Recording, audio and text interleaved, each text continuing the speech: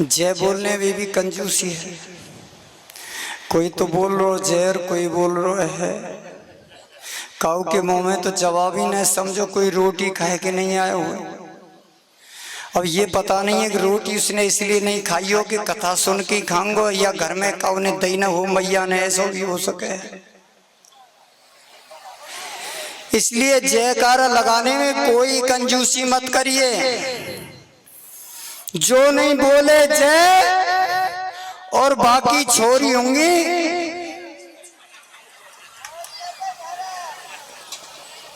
ध्यान रखना। सब लोग प्रेम से जयकार लगाइए। बोलो भगवान श्री रामचंद्र की। अभी तो आवाज आई है, करंट बना है। राधे राधे राधे। ऐसे प्रभु को भूल करके हम लोग जो सच्चिदानंद विग्रह है, सबकी मुक्ति देने वाले हैं, सबको मुक्त करके पृथ्वी का भार हरण करने वाले हैं, ऐसे प्रभु को हम लोग भूल जाते हैं, उसका नाम भी नहीं लेना चाहते। और एक बात बता, अब कलयुग है, कलयुग में भगवान का नाम ही भगवान है, ये समझिए, कोई अंतर नहीं है। जैसे जल में और जल की लहर में, भाई लहर पड़ रही है वो भी जल है और जल भी जल है, लेकिन लहर जो पड़ रही है गंगे जल में लहर पड़ रही है, लेकिन है जली। जैसे जल में और जल की लहर में कोई अंतर नहीं है, उसी प्रकार से भगवान में और भगवान के नाम में कोई अंतर नहीं। उदाहरण भी दूंगा इसके लिए। और अब कलयुग का जमाना है, और कलयुग के जमाने में विशेष करके कलयुग में एक बहुत बड़ा गुण भी है, जिसे सुन करके आपका मन भी गदगद हो जाएगा। भागवत जी का श्लोक है बड़ा सुंदर। नानु द्वेष्टि कलिम सम्राट सारंग इव सार्वभौम कुशलन्यासो सिद्ध्यन्ति नेत्राणि कृता नियत। जो कलयुग है, महाराज परीक्षित ने जान मान के कलयुग को जीवित छोड़ दिया। जो भ्रमर के समान सारग्राही थे, भौरा पुष्प पर बैठता है, फूल पर बैठ करके उसका मधु मधु ले लेता है, और पंखुड़ी और फूल तो उसका ऐसा कैसा ही छोड़ देता है, उसमें कोई अंदर नहीं पड़ता, केवल वहां में से मधु मधु खींच लेता है। ऐसे ही सारग्राही राजा परीक्षित ने देखा कि मुझे कलयुग का वध नहीं करना चाहिए, क्योंकि कलयुग के अंदर एक सबसे बड़ा गुण है। बोलो कौन सा गुण है? कलयुग में कभी भी मन सा पाप नहीं लगता है, अर्थात मन से सोचा हुआ पाप कलयुग में नहीं लगता है। उदाहरण के लिए, हम कहीं निकल के जा रहे हैं, रास्ते में किसी का घर है, वहां किसी व्यक्ति को ध्यान नहीं रहा हो, और रास्ता के किनारे अपने घर पे कोई वस्तु पड़ी रह गई हो जो कीमती हो, कोई सोने चांदी को, उदाहरण के लिए पैसा हो। हम निकल के जा रहे हैं, आप निकल के जा रहे हैं, देखा कि उसका पैसा पड़ा, मन में आई यार मैया तो है नहीं, घर में उठा ले चले यार, काम बन जाए वो, लेकिन उठाया नहीं उसने। मन में तो सोचा लेकिन उठाया नहीं। अगर मन में जो सोचा था, इसलिए उसे कोई पाप नहीं लगेगा। पाप कब लगेगा? जब शरीर से करेंगे। दूसरे उदाहरण के लिए, किसी का रास्ते जा रहे हैं, निकल के जा रहे हैं, कोई बहन बेटी पे दृष्टि पड़े, देखने में सुंदर है, मन में अगर कोई पाप आ जाए, मन में अगर वो सीरा पका ले यानी खिचड़ी घोट ले, उसका उसे कोई पाप नहीं लगेगा। कब लगेगा? जब शरीर से करेगा। कलयुग का ये गुण है। और पुण्य कर्म, अगर आप यहाँ बैठे हैं और कोई मैया हो चाहे बाबा हो, चलने में असमर्थ हो, और यहाँ से आंख बंद करके ध्यान करें, बोले अभी यहाँ से झाड़ी सांगाम से पहुंचे, महुआम पहुंच गए, वहां से मथुरा पहुंच गए, गोवर्धन पहुंच गए, अब गिरिराज बाबा पे दान घाटी पे उतर गए, अब गिरिराज बाबा की परिक्रमा दे रहे हैं। दंडोती लगाई पहले 5, फिर परिक्रमा दे रहे हैं। अभी चलते चलते आनौर गांव आ गया, गोविंद कुंड आ गया, पूंछरी का लोटा पार करके हम दान घाटी पे आ गए। समझो आपको पुण्य फल मिल जाएगा यहाँ से घर से बैठे। ये कलयुग में गुण है।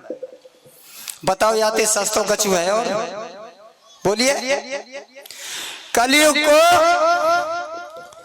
कहते हैं बुरा है, बुरा है, बुरा है, बुरा है। अरे कलयुग में जन्म लेने के लिए देवता लोग तरसते हैं कि कलयुग में अगर हमारा जन्म हो जाए तो हम भगवान का भजन करके हम भगवान को प्राप्त कर सकें। कलयुग से ज्यादा बढ़िया कुछ भी नहीं है। साथ में कलेर दोष निधे राजन अस्ति है को महान गुणो कीर्तना देव कृष्ण से मुक्त संग परम ब्रजेत। कलेर दोष निधे राजन अस्ति। ये कलयुग वैसे तो दोषों का खजाना है और गुण है, लेकिन इसके अंदर एक महान गुण भी है। क्या? भगवान श्री कृष्ण का कीर्तन करने से जीव माया के बंधन से मुक्त होकर के श्री कृष्ण रूप परम तत्व को प्राप्त कर लेता है। ये कलयुग में सबसे बड़ा गुण है। केवल कीर्तन से, कुछ भी ना करे, यज्ञ मत कर, तब मत कर, जब मत कर, दान न करे, पुण्य न करे, केवल भगवान को नाम कीर्तन अगर करे तो इसी जन्म में पार हो जाएगा भवसागर से। इसमें कोई संदेह नहीं। लेकिन मन में भावना सही होनी चाहिए, भाव होना चाहिए। भावना में भावना हो, भावना में भावना हो तो भावना बेकार है, और भावना में भाव हो तो हो जाए भव से पार है। भाव होना चाहिए, प्रेम होना चाहिए। यदि प्रेम से कृष्ण नाम बोलेंगे तो यही जन्म में पार हो जाओगे, कोई चिंता नहीं है। साथ में कृते यदि ध्याय तो विष्णु त्रेतायाम यजतो मखै द्वापुरे परिचर्यायाम कलो तो त्वदर कीर्तनम। कलो त्वद हरि कीर्तनातम। सत्ययुग में विधि विधान से यज्ञ किया जाता था। सत्ययुग में लोग ध्यान करते थे और उस समय हड्डी में प्राण था। तपस्या करने के लिए बैठ जाते थे। इस जो मांस है इसको तो चींटियां और कीड़े खा जाते थे, दीमक चढ़ जाती थी। केवल हड्डी बची रहती थी, हड्डी में प्राण था, और बस भगवान का ध्यान करते थे, भगवान प्रसन्न हो जाते थे। और अब कलयुग में हड्डी में प्राण नहीं है, कलयुग में तो अन्न में प्राण है। अगर खाने को जरा भी देर हो जाए तो 4 डंडा उठावा 4 धरे, अगर मैया ने भी देर हो जाए तो रोटी निकल जाए। बोले कर का रही सवेरे थे तू? बोले मैं झाड़ू लगाया, पोंछा लगा, थोड़े बर्तन रखे थे, आग लगे तेरे बर्तन में और कपड़न में। रोटी चाहिए, पहले तू रोटी करियो, कर लेते नहीं, ध्यान रख लियो, नहीं तो सोटा पड़ेंगे। तो कलयुग में हड्डी में प्राण नहीं, अन्न में प्राण है। और त्रेता युग में विधि विधान से यज्ञ किया जाता था। जब विधि विधान से यज्ञ होता था तो यज्ञ से भगवान प्रसन्न होते थे। यज्ञ के लिए शुद्ध सामग्री थी, यज्ञ के लिए शुद्ध घी था, और यज्ञ करने के लिए शुद्ध यानी ब्रह्मवेत्ता ब्राह्मण भी थे। और अब कलयुग में न तो शुद्ध सामग्री है। बाजार में सामग्री लेने जाएंगे, अगर वाक में 1.5 किलो ही होगी, 2 किलो मांगी तो कुछ मिला मिलू कि 2 किलो पूरी करके दे देगा। शुद्ध सामग्री कोई जरूरत नहीं। अगर काई की मैया को छोरी को विवाह हो, काई फौजी बच्चे के लिए, और वो 2-3 साल में लौट के आ रहे हो तो मैया घर घर डोलेगी। बोले बहन तेरे माँ देसी घी है, अपने घर को चले वो चाहिए। सोचेगी छोरी आ गई वाका थोड़े से लड्डू बना के रख दूंगी, अब दामाद भी आ रहा है वाका शुद्ध घी चाहिए, अब घर घर डोलेगी चाहे काई भाव मिले, जो के चाहे काई भाव के पैसा ले ले, शुद्ध घी चाहिए। देखियो तेन कछु मिला तो ना दियो बहन मेरी, शुद्ध घी चाहिए, मेरे दामाद और मेरी बेटी आ रही है। अब बेटी और दामाद के लिए घर घर देसी घी ढूंढती बोलेगी और कहेगी चाहे काई भाव मिला। और मैया चाहे बाबा अगर घर में हवन करवाएंगे तो छोरा तो कंगे जई छोरा भगो एक डिब्बा ले दुकान पे दबा के घी को जाइए। अब भगवान को यज्ञ करवे काजे दुकान पे तो डिब्बा मंगा लेंगे 100-200 रुपया, और अपने दामाद और बेटी का ये देसी घी ढूंढते भूलेंगे। अब एक ही बात बताओ, तुम्हें जो तुम्हारी आत्मा बोले मैं यहाँ में अब कहा कहूँ, अब यो बताओ तुम्हारी आत्मा माने सो भगवान प्रसन्न हो गए ऐसे लोगन थे? तुम्हें ही बताओ, ऐसे ना झूठ सही से तो बताओ, प्रसन्न होगो ना होगो ना? भगवान कब प्रसन्न होगा कि जो सबसे सुंदर चीज होती है, सबसे अच्छी चीज होती है, सबसे पहले भगवान को देनी चाहिए, भगवान का उसका अधिकार होता है। इसलिए मन में कपट मत रखिए, चाल मत रखिए। अगर भगवान को पाना है तो छल और कपट ना हो।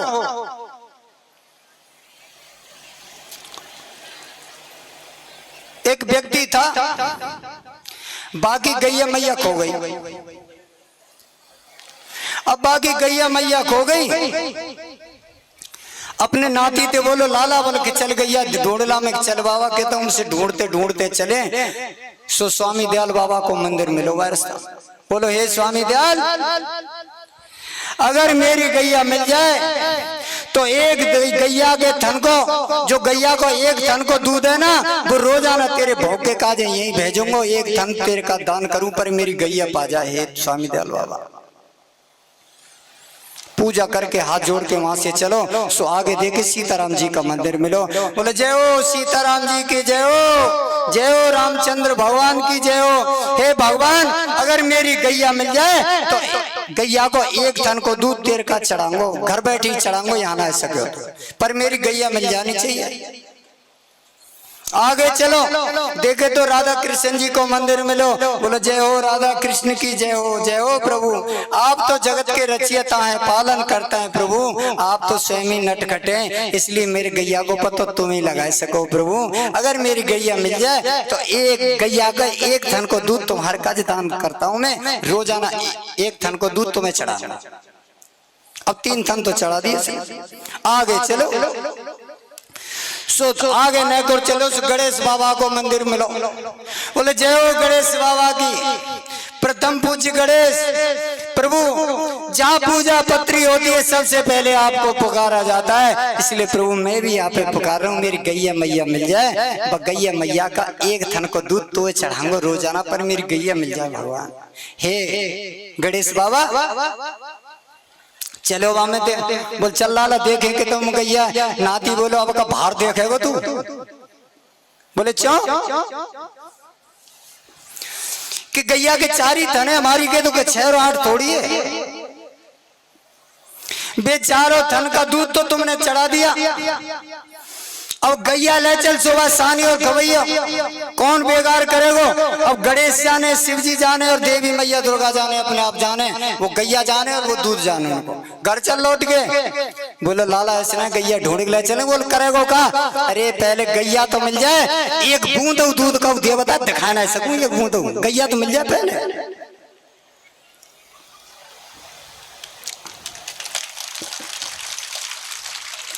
ऐसे लोग हैं वो भगवान को भी नहीं छोड़ते, भगवान को भी छलना चाहते हैं। अब लगा लो साहब, अगर ऐसी भावना रही तो भगवान कैसे मिलेगा? अब आप ही बताओ। केवल अपना उल्लू सीधा रखता है, अपना काम बन जाए, भगवान से कोई मतलब नहीं, पाड़ पड़ोसी से मतलब नहीं, घर वाले से मतलब नहीं, भक्तन से मतलब नहीं, ब्राह्मण से मतलब नहीं, साधु संतों से, केवल भाई अपने स्वार्थ से। तो इसी प्रकार से ऐसे लोगों को भगवान कभी नहीं मिलते। कहते हैं उस समय त्रेता युग में विधि विधान से यज्ञ होता था जिससे भगवान मिलते थे, और द्वापर युग में विधि विधान से अर्चन पूजा की जाती जिससे भगवान प्रसन्न हो जाते। बाकी अर्चन करते पूजा करते थे, बस घंटी बजाओ अर्चन पूजा करो भगवान मिल जाते थे द्वापर युग में।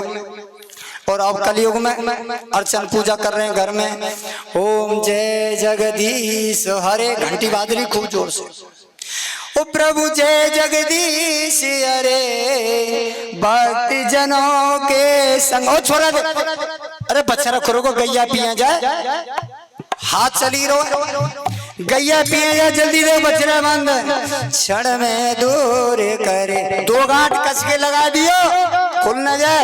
ओम जय जय दे फिर खुल गो, मर जा तू या करी गांठ देता है हमें। ओम जय जगदीश हरे।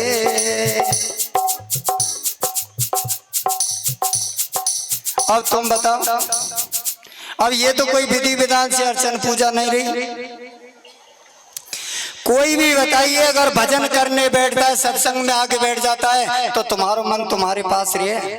माला करने बैठे हैं तो कभी छोरी के माँ पहुंच जाए मन, कभी छोरा नौकरी कर रहा वहां पहुंच जाए, तो कभी खेत में जाके देखे गेहूं उगे का ना उगे, अभी मनी हमारे बस में ना है। तो बताओ जब मनी बस में ना आए तो अर्चन पूजा कैसे होगी, भगवान कैसे मिलेगा?